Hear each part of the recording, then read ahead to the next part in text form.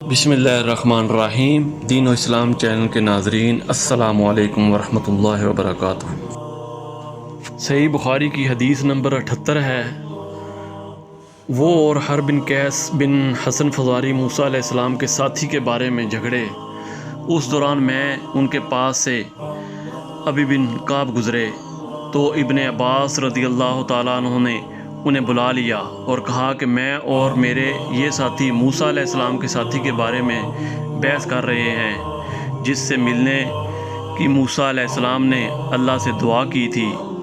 کیا آپ نے رسول اللہ صلی اللہ علیہ وسلم کو کچھ ان کا ذکر فرماتے ہوئے سنا ہے؟ تو ابی نے کہا کہ ہاں، میں نے رسول اللہ صلی اللہ علیہ وسلم کو ان کا حال بیان فرماتے ہوئے سنا ہے۔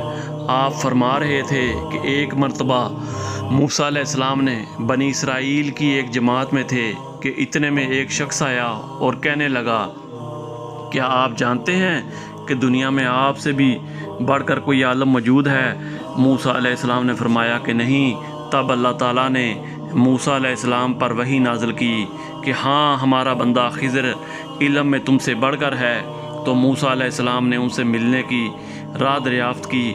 اس وقت اللہ تعالیٰ نے ان سے ملاقات کے لیے مچھلی کو نشانی قرار دیا اور ان سے کہہ دیا کہ جب تم مچھلی کو نہ پاؤ تو لوٹ جانا، تب تم خضر علیہ السلام سے ملاقات کر لو گے۔ موسیٰ علیہ السلام دریا میں مچھلی کے نشان کا انتظار کرتے رہے۔ تب ان کے خادم نے ان سے کہا کہ کیا آپ نے دیکھا تھا کہ جب ہم پتھر کے پاس تھے تو میں وہاں مچھلی بھول گیا اور مجھے شیطان ہی نے غافل کر دیا۔ موسیٰ علیہ السلام نے کہا کہ ہم اسی مقام کی تو متلاشی تھے۔ تب وہ اپنے قدموں کے نشانوں پر باتیں کرتے ہوئے واپس لوٹے اور وہاں خضر علیہ السلام کو انہوں نے پایا۔ پھر اس کا قصہ وہی ہے جو اللہ تعالیٰ نے اپنی کتاب میں بیان فرمایا تھا۔ حدیث نمبر 74 بھی یہی تھی، لیکن ابھی یہ 78 بھی۔ قرآن و حدیث کی تعلیمات کے لیے دین و اسلام چینل کو سبسکرائب کریں۔